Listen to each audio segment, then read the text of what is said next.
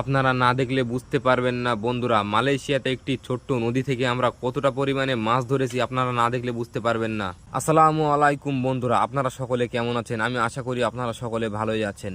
এখানে একটা তেলাপিয়া মাছের ঝাঁক দেখে আমি জালটা ফেললাম। এখানে কিন্তু মাছের ঝাঁক দেখে দেখে জাল ফেলতে হবে।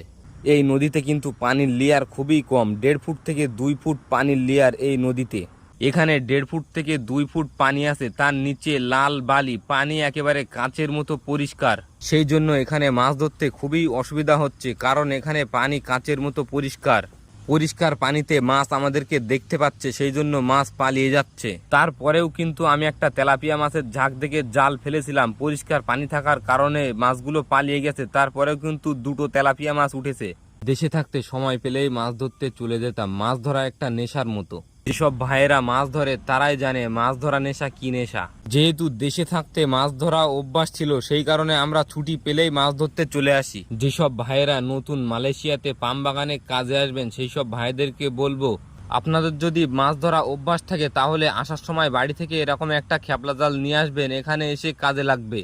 আমরা মাছ ধরা শেষ করে চলে এলাম। এখানে কিন্তু 8 থেকে 10 কেজি মাছ আছে। এই মাছগুলো কিন্তু আজকে আমরা ওই নদী থেকে ধরলাম। মালয়েশিয়ার নতুন নতুন ভিডিও দেখতে আমার ইউটিউব চ্যানেল টাইম পাস বঙ্গ প্রবাসী, এই ইউটিউব চ্যানেলটিকে সাবস্ক্রাইব করবেন। ফেসবুক থেকে দেখে থাকলে ফলো দিয়ে সাপোর্ট করবেন। অবশ্যই লাইক কমেন্ট শেয়ার করতে ভুলবেন না, অবশ্যই লাইক কমেন্ট শেয়ার করবেন। আপনাদের সাথে আবারও দেখা হচ্ছে মালয়েশিয়ার পরবর্তী ভিডিওতে।